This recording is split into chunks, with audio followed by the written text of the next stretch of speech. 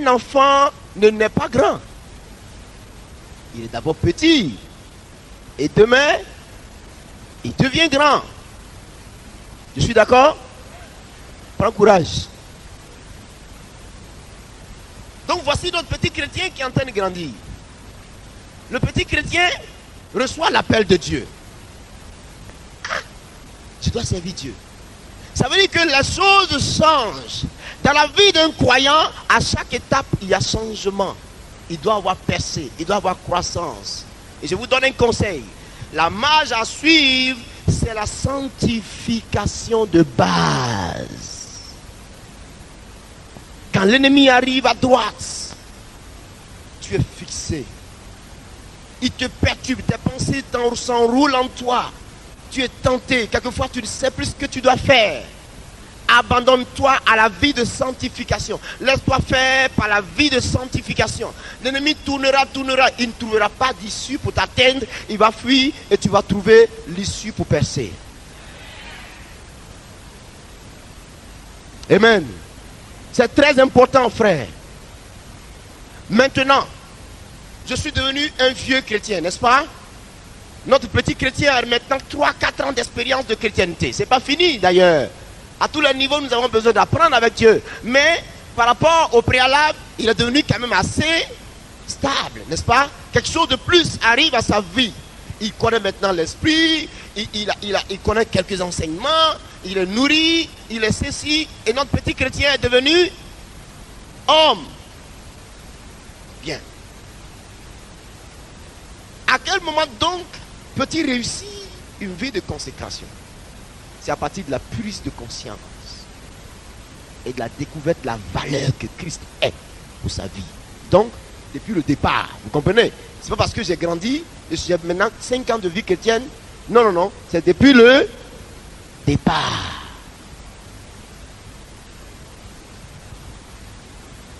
Que donc il faut faire pour réussir cette vie de consécration?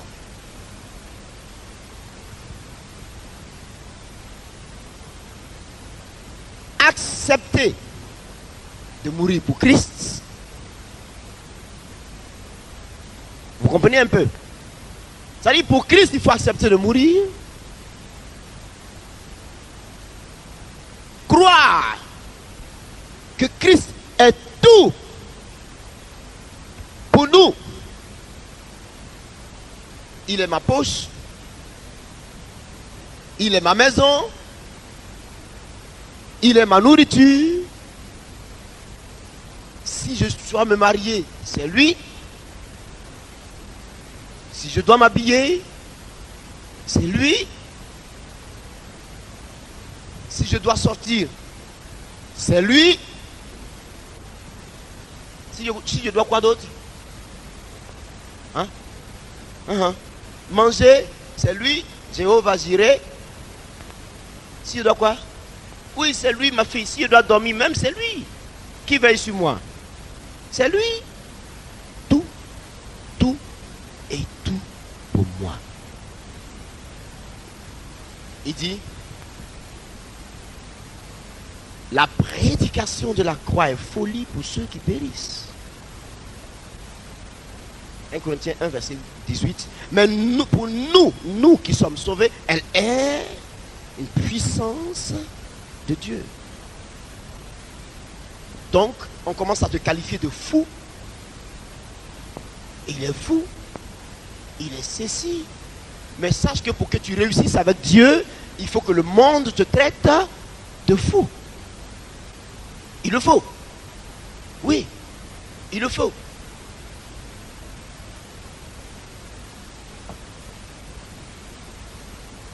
Il le faut. Alléluia. Donc notre tout petit chrétien est en train de grandir. La grande prise de conscience est en lui. Il commence à prendre position de façon spirituelle face à certaines responsabilités. Il remarque que tel n'est pas de Dieu, il résiste. Il remarque que ceci n'est pas bien, il résiste. Voyez, et il grandit.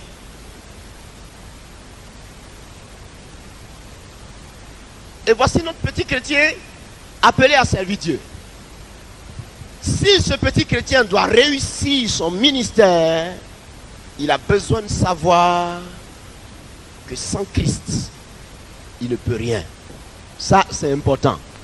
Sans Christ, il ne peut rien. Et qu'en toute chose, il lui faut le consentement de Dieu.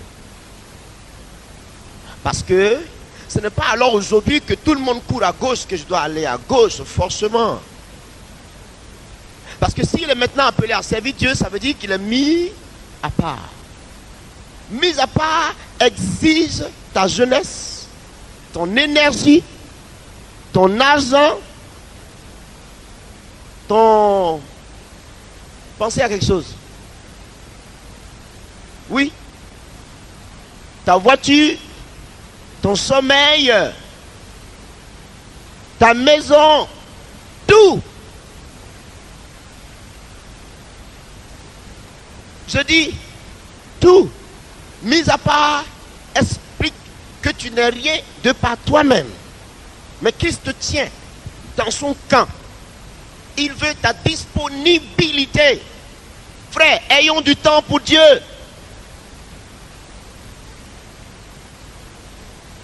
Vous voulez réussir une vie de consécration et vous n'avez pas de temps pour Dieu. Vous ne pouvez pas. Ce n'est pas possible. Beaucoup me disent très souvent, on ne te voit jamais. Comment tu veux me voir? Tu veux jamais me voir et tu veux me voir tous les jours, alors que tu sais que je suis esclave de l'évangile.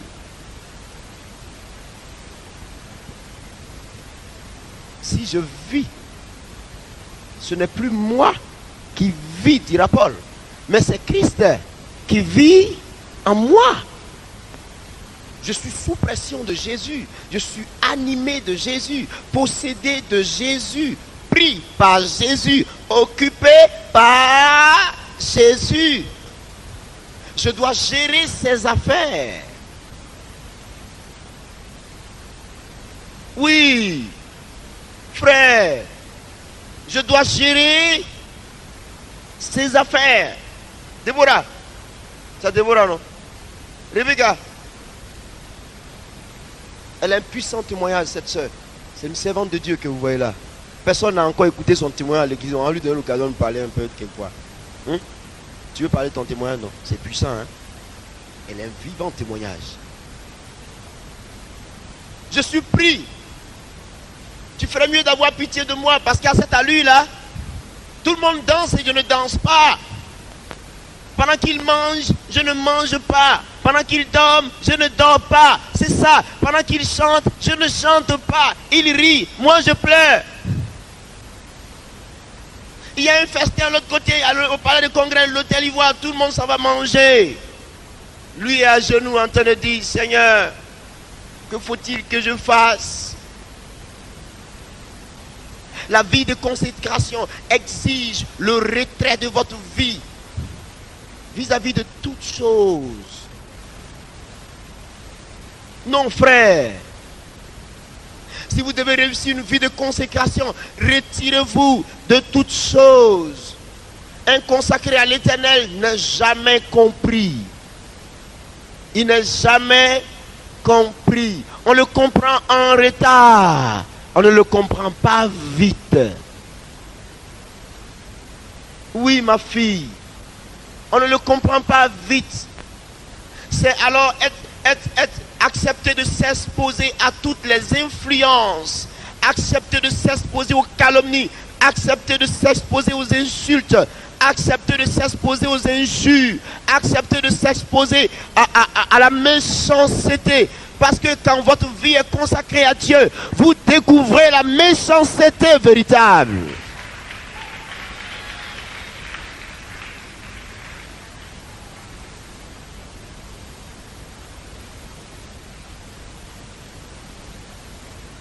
Laissez-le, laissez-le. C'est accepter de s'exposer à tous ces facteurs. Donc si on est méchant vis-à-vis de toi, étant donné que tu es consacré, que dans ton esprit tu es conscient que je désire mener une vie de consacré à Dieu, une vie consacrée dédiée à Dieu, ne riposte pas. Ne riposte pas.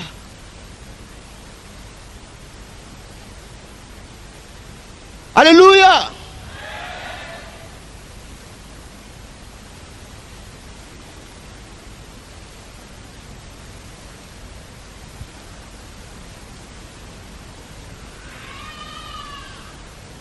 Regardez, frère.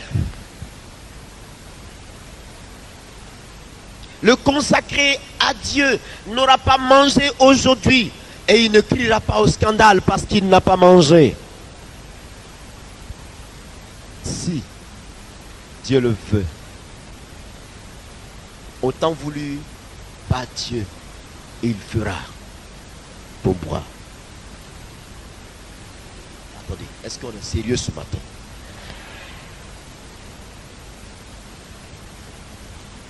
Un homme consacré à servir Dieu, la main de Dieu est en permanence sur sa vie.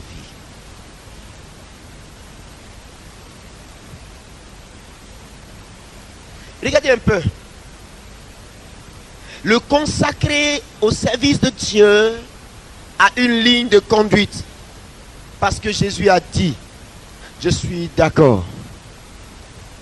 Un point, un trait. Le maître a dit, oui Seigneur, j'accepte. Il ne raisonne pas la décision de Dieu. Il ne discute pas la décision de Dieu. Il ne fuit pas la volonté de Dieu. Le plus souvent, nous savons ce que Dieu veut de nous. Mais comme nous pensons que cela ne nous arrange pas, nous voulons trouver un autre moyen. Tu n'y arriveras pas. Jonas va à Ninive. Ah non, j'ai préféré d'aller à Tarsis. Je n'irai pas à Ninive. Vous savez ce qui va se passer? À cause de lui, des innocents ont failli mourir. La désobéissance d'un consacré à Dieu, d'un oint de Dieu est catastrophique pour le monde autour de lui.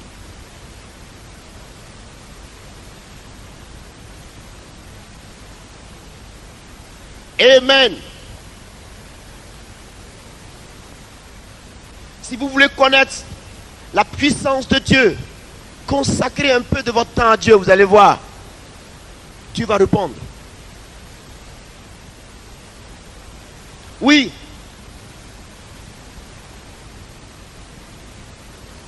Un consacré à Dieu, quand il se lève chaque matin, la première pensée qui jaillit dans son esprit, c'est Jésus. Pas la nourriture, pas la brosse à dents. Jésus-Christ. Jésus. Ah mais non, il touche les gens, il tombe. Mais qu'est-ce qu'il a une onction? Il passe, il y a des merveilles. Ça ne descend pas des cieux comme ça. Ça se cultive par une vie de consécration. Ah, c'est trop difficile. Mais pourquoi les autres le vivent si c'est trop difficile? Ça veut dire que cela aussi possible pour toi. Ah, moi je ne suis pas appelé à servir Dieu, c'est eux les pasteurs, eux c'est normal. Mais nous autres, non frère, non frère. À chacun, la manifestation de l'esprit est donnée pour répétez le mot du verset 7, 1 Corinthiens 12, pour l'utilité. Le dernier mot c'est quoi? Commune. Ça veut dire, et toi et moi, nous pouvons être des canaux pour Dieu. Même si tu travailles, mais prends la moitié de ce temps-là, consacre-le à Dieu. Entre midi et 2 dans ton bureau, à la maison, tu iras de promotion en promotion. Car quand les voies d'un homme sont agréables à l'Éternel, il dispose même son ennemi à la paix avec lui.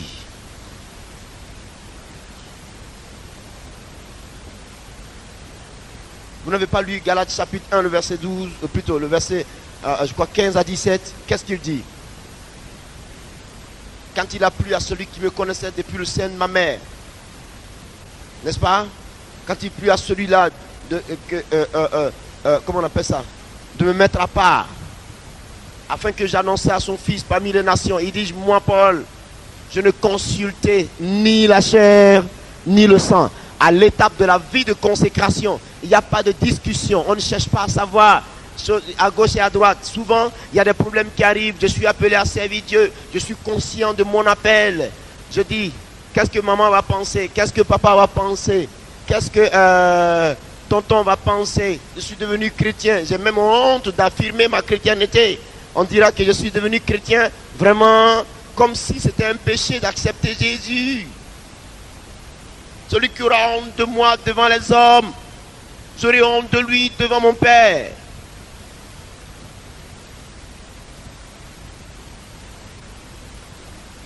Paul dira, Christ est ma vie et la mort. Complété. C'est quoi le verset? Hein? Cocody. C'est un verset 21. Un chapitre 1.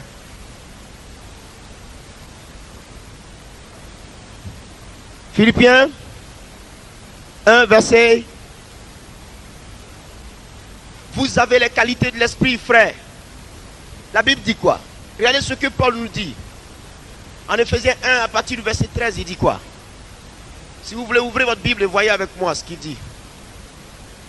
Il dit, vous aussi, après avoir reçu la parole de l'évangile, cette parole de vérité, en lui, vous avez cru, n'est-ce pas?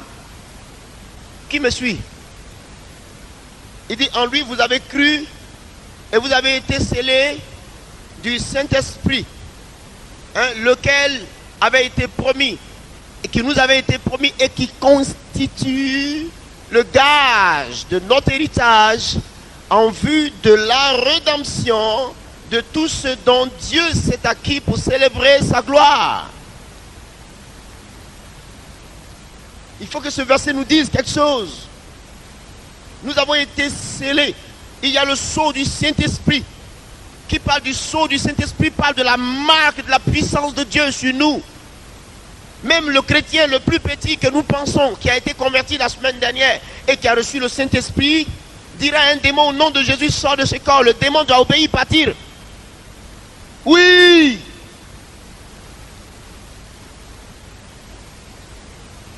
Vous ne croyez pas? Qui est béni ce matin? Amen. Amen. Que le Seigneur vous bénisse.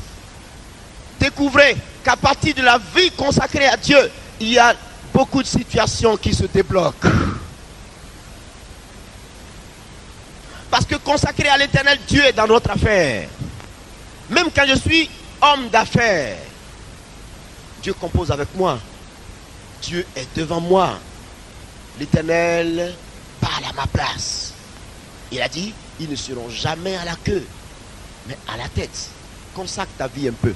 Dis-lui, je te consacre mon âme, mon esprit, mon corps. Je te donne. Comme si c'était une alliance entre vous. Prends-moi. Prends. Fais ce que tu veux. C'est cette prière-là que Jésus attend. Et tu vas voir, le jour que tu as fait cette prière, la puissance du Saint-Esprit va s'emparer de toi. Je ne me rendais pas compte chaque fois que je disais à Dieu, je te consacre ma vie, je te consacre ma vie. Maintenant ça chauffe et je crie encore. Donne-moi un peu de temps, Dieu. Hein? On a prêché samedi. On a prêché plutôt hier, vendredi. On a prêché hier. On prêche encore aujourd'hui. Demain, il y a encore quelque chose. Je dois passer toute la moitié de la journée à Bobo. Délivrance. Mardi, il y a quelque chose pour Jésus-Christ. Mercredi, quelque chose pour Jésus-Christ. Ta tête est à gauche, à droite. Il faut réussir les affaires de Dieu. Il faut entretenir les affaires de Dieu. Est-ce que tout ça, ça marche? Est-ce qu'ici, ça va? Est-ce que là-bas, ça va? Préoccupé. Aucune autre pensée ne peut venir dans ta tête. Le monde même n'arrive même pas. Il va venir, il va passer où pour arriver? Tout est Jésus, Jésus, Jésus, Jésus dans ton esprit. Tu as fait quoi? Quand vous êtes consacré à l'Éternel, votre pensée est dominée par la pensée de Christ. Vous n'avez pas le temps pour quoi que ce soit. C'est pour ça que Paul a raison de dire, ma vie passée, je n'en fais plus cas. pourvu que je réussisse ma course avec joie. Voyez, vous voyez, c'est-à-dire qu'il s'est détourné de sa vie passée et il fait face à une nouvelle réalité qui est la course à la vie de Dieu. Il dit pourvu que je réussisse cette course-là, d'annoncer la parole de l'évangile, accomplir le ministère de Dieu. C'est merveilleux de se consacrer à l'Éternel. En même temps que vous avez les larmes aux yeux, en même temps vous avez la joie qui vous domine. Oui, qu'est-ce qu'il y a de merveilleux de voir des problèmes des gens résolus par le Seigneur. Elle n'avait pas d'enfant, on a prié, elle a un enfant maintenant. Vous voyez la joie que cela donne. Moi j'appelle ça mon salaire. Alléluia. Mais ne dites pas que comme j'ai grandi spirituellement, la tentation ne viendra pas. Elle se trouve à tous les niveaux. Maintenant que tu as grandi, le diable, il trouve que non, maintenant il doit avoir besoin de vivre un haut standing. Donc peut-être que je pourrais essayer un peu avec l'argent. Et puis, il vient toucher un peu ton cœur. Ne te laisse pas faire. Souvent j'arrive à l'église ici, je n'ai même pas un rond en poche. Mais ça ne m'empêche pas d'enseigner au peuple de Dieu l'évangile de la vérité. Et quand je repars à la maison, je n'ai même pas de remords sur ma conscience. J'ai accompli quelque chose qui plaît à Dieu. Ça me fait plaisir. Ne raisonnez pas beaucoup. Si vous voulez réussir une vie de consécration, ne soyez pas des raisonnards. Qui raisonne assez tombe toujours sur Satan. Je ne vous mens pas. Je ne vous mens pas. Avec Dieu, c'est l'obéissance, ce n'est pas le raisonnement. Adam a raisonné. Il s'est retrouvé avec le fruit mangé derrière l'arbre. Adam, où es-tu? Je suis ici. C'est où là où tu es? Je suis derrière le bois. Qui t'a appris que tu devais être derrière le bois? Non, c'est parce que je suis devenu nu. Comment est-ce que tu t'es arrangé pour être nu? Dieu savait que Adam avait péché. La femme vit que le fruit était arrêté d'apprécier.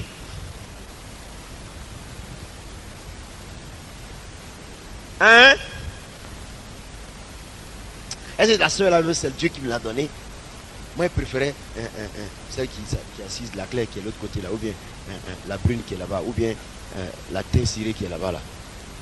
C'est elle que moi je préférais. Celle-là s'emmène devant moi, je dors, c'est elle, je vois toujours. Je me lève, c'est elle, je ne veux pas. Raisonne. Mon ami, raisonne. Vas-y, dis-lui, raisonne.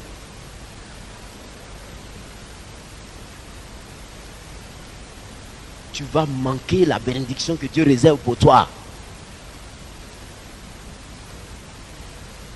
Je ne sais pas pourquoi je viens toucher même le sujet de ma fille, tu vois. Je ne sais pas pourquoi, je suis passé, mais je reviens encore, je ne sais même pas pourquoi. Certainement, l'esprit veut parler à quelqu'un. C'est sûr qu'il y a un qui raisonne parmi nous. C'est sûr, hein? Il a demandé à Dieu, je veux épouser une femme. Dieu lui a montré la soeur, il raisonne. Ah, elle ne travaille pas. Elle n'a pas l'argent. Non. Moi, je pensais que c'est même pas mon genre. Elle est grande comme ça, la grande fille là. Non, moi c'est la petite soeur là que je veux. Elle là, c'est ma petite soeur. Ou bien, laisse-nous tranquille. Dis à celui qui est à côté, laisse-nous tranquille. Nous voulons grandir, laisse-nous là. Voilà. Si tu n'es pas capable de décider avec Dieu, ça c'est ton problème. Nous, on veut avancer. Alléluia. Est-ce que Dieu nous a bénis ce matin par cet enseignement? Jésus donne une autre parole qui est très édifiante, qui dit: les oiseaux du ciel ont des nids, les renards ont des tanières, mais le Fils de l'homme ne sait où reposer sa tête. Ça, c'est un message de consécration. Jésus le dit pour démontrer à quel point sa vie était engagée à la consécration, à l'évangile. C'est le mariage qui m'a rythmé. Ma fille, je t'assure, c'est le jour que j'ai été marié, je commençais à être rythmé. C'est pour ça que je dis, Gawa Olivier, laissez-le tranquille, il sera rythmé. Olivier, non, mais on t'attend au tournant, tu seras rythmé. Pour l'instant, vas-y. C'est l'évangéliste à tout bout de vent de la Côte d'Ivoire en ce moment. On a toussé à gauche, Olivier là, on a toussé à droite. Je retrouve Olivier dans des programmes, il dit, mais lui, il se fatigue pas ou bien quoi? Qu'est-ce qu'il y a? Il est à gauche, il est à droite. Yo, laisse. Faites-lui comme ça, faites ça. Attends. T'as un peu de temps seulement. T'as pas dit tu es de marier? Faites encore. Le mariage rythme. Il m'a délivré, Joe. Je quitte ici, j'arrive à Boaké. Je pense même pas à revenir à la maison. Je dors, je continue ma route. Je pars et je pars.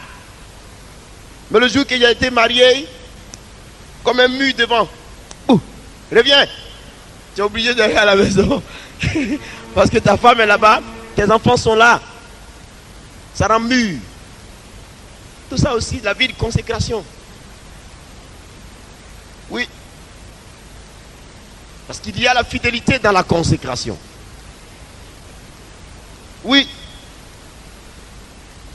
La vie de consécration nécessite votre fidélité à Dieu, à votre femme, à vos enfants.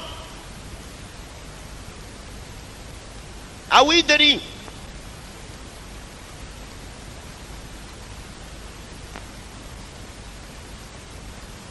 Oui. Un jour, je discutais avec une sœur. Elle dit, Dieu a appelé mon mari. Moi, si Dieu m'a appelé, il veut influencer mon ministère. Il dit, arrête ça.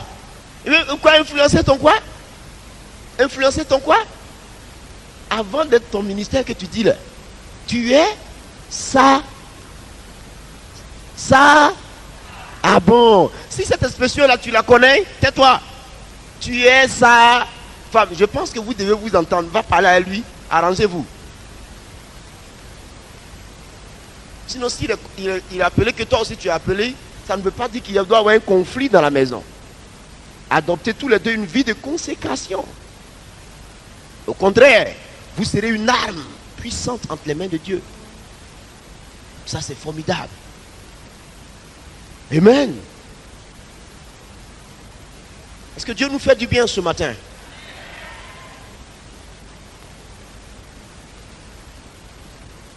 La vie de consécration. Consécration signifie consacrer à, se consacrer à, dédié à, réservé à. Qui veut être mis à part par Dieu? Tu es prêt à supporter cette vie? C'est vrai? Tu n'as pas peur? Ça chauffe à l'intérieur. Fais comme ça. Oh. Vous voulez? La vie de consécration est comme une guillotine. La corde est là, elle va vous serrer le cou, mais vous y mettez votre tête. Parce que votre succès passera impérativement par là. Donc, il ne faut pas raisonner, il faut y aller. Consacrez un peu de votre temps à Dieu, vous allez voir ce que ça va donner. Ce sera formidable. Même quand vous quittez au service le soir, que vous n'avez rien à faire, allez donner à quelqu'un de recevoir Jésus. Allez lui prêcher l'évangile un peu. Parlez-lui de votre témoignage, de la transformation que Dieu a fait en vous. Et vous allez voir.